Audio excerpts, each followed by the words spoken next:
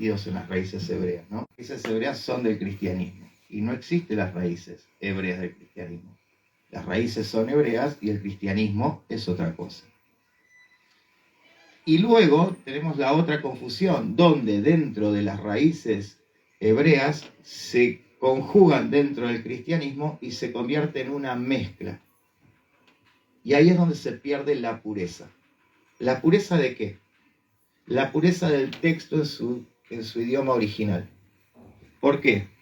Porque si bien nosotros podemos leer en el texto original que la palabra o lo que estoy diciendo tiene una connotación diferente, cuando yo lo mezclo y hago una doctrina contraria a lo que ese original me dice, estoy cometiendo un error. O sea, estoy diciendo una cosa pero haciendo otra. Y acá es donde entra la gran confusión, que nosotros lo vamos a ver a lo largo de un montón de cosas, dentro de lo que son las redes sociales, dentro de lo que son las temáticas de enseñanza de institutos, pasa esto. Entonces, hay que aprender a separar bien las cuestiones. Nosotros cuando estudiamos las raíces de la fe, estamos estudiando las raíces originales bíblicas de nuestra fe. Por ende, obviamente son hebreas. ¿Sí? Entonces, decir raíces hebreas es no decir nada. Yo estudio las raíces originales bíblicas de la fe, que son hebreas, que es donde nace todo. De hecho, cuando a mí me dicen, ¿por qué usted enseña lo que enseña si Jesús formó y fundó el cristianismo? Jesús, Yeshua, no fundó el cristianismo. Él no vino a formar una religión. El cristianismo tampoco nació en el libro de los Hechos, en el suceso de Shavuot, cuando desciende el Ruach HaKodesh, el Espíritu de Santidad. Eso no sucedió ahí. Todo lo que viene conocido como cristianismo viene mucho tiempo después. Los gentiles, aquellos que habían adoptado la fe a través de lo sucedido, como lo vimos, en Shavuot, en Pentecostés, en Jerusalén, no tenían otra relación con las Escrituras más que las que conocemos. ¿Y cuáles eran esas relaciones? Esas relaciones eran que ellos guardaban Torá. Porque hay que tener en claro una realidad y que a veces nos cuesta mucho darnos cuenta. El ser humano, cuando nos enseña, el creyente, con buena intención quizás, te dice que hay que guardar la palabra. Porque Pablo dice que toda palabra es inspirada por Adonai. ¿Hasta ahí vamos bien? ¿Tiene razón Pablo? Sí, tiene razón. Ahora, ¿qué palabra era la que estaba inspirada? ¿Qué palabra era la que existía hasta ese tiempo? Si la palabra que existía hasta ese tiempo era el Tanaj, lo que se conoce como Antiguo Testamento, esto me está dando a mí una pauta. Y era que todos se agarraban y se aferraban a lo que era el Tanaj, que consistía en los primeros 5 libros conocidos como Torá, los Nevín, los profetas, el libro de los Salmos, Proverbios, Eclesiastes, Cantares, ¿sí? Todos esos libros juntos, escuchen esto, porque acá está lo interesante, juntos con un compendio de libros como el libro de Enoc, el libro de Macabeos, el libro de Baruch, ¿sí? La oración de los 3 jóvenes hebreos, el libro de sabiduría de Salomón. Todo eso existía dentro de lo que se llamaba el Tanaj. ¿Me explico?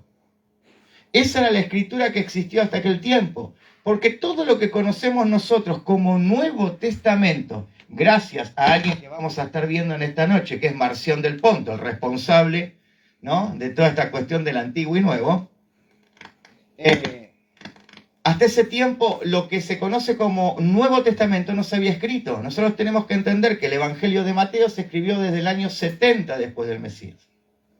O sea, se recapituló y se puso dentro de la Escritura después del 70. Cerca del 90 tenemos lo que se llama el libro de Apocalipsis y tenemos algunas cartas del apóstol Pablo que se fueron juntando y se fueron agregando al canon bíblico que luego conocemos como el Nuevo Testamento. ¿Hasta acá me están entendiendo?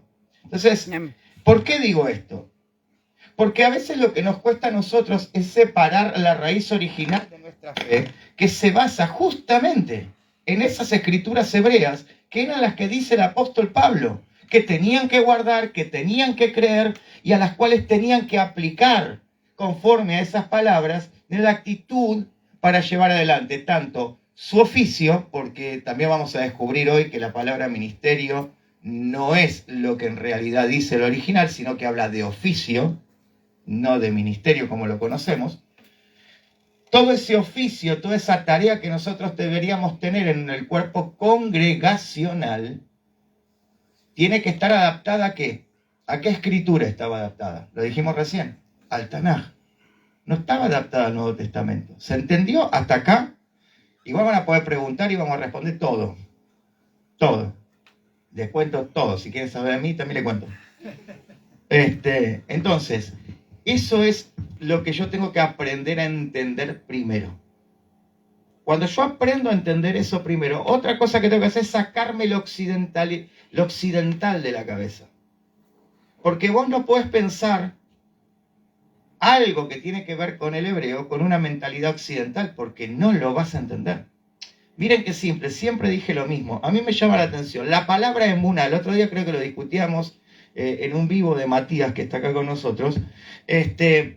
Todos hablan de fe. Si yo te pongo fe, son 2 letritas. ¿Y qué te dicen que es fe? La certeza de lo que se espera y la convicción de lo que no se ve. Claro, pero cuando Pablo dijo eso, estaba usando la palabra emuná, no la palabra fe. Y la palabra emuná significa 7, 8 cosas. Y se aplica para 7 u 8 cosas dentro de la Escritura. Si yo voy al pasaje de Éxodo, donde veo, por ejemplo, a Moisés levantando las manos y sus brazos cansados, dicen que viene Aarón y Hur, lo sientan en una piedra. La palabra es, lo afirman. La palabra que se usa para decir que lo afirmaron en una roca es emuná, afirmar. O sea, ya tenés una connotación de la palabra emuná diferente a fe, a 2 letritas. Cuando dice que mientras nosotros somos infieles, Él permanece fiel, la palabra para fiel es emuná. Entonces, ahí tenés otra connotación de emuná.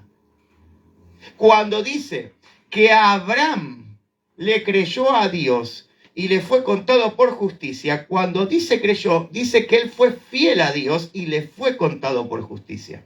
Y la palabra es emuná. Entonces, cuando traducen fe con la palabra emuná, lo que hacen es solo tomar una parte del contexto que encierra esa palabra. Y nos han hecho creer que fe es que yo crea que las cosas que yo digo van a suceder. ¿Y cuántos se han frustrado porque no pasa nada? Orás para tener un 0 kilómetro y vos tenés fe, yo lo creo, lo declaro, lo proclamo, no lo veo, pero está. Y nunca viene. Porque eso no es fe. Porque dice el apóstol Pablo, Rav Shaul dice, la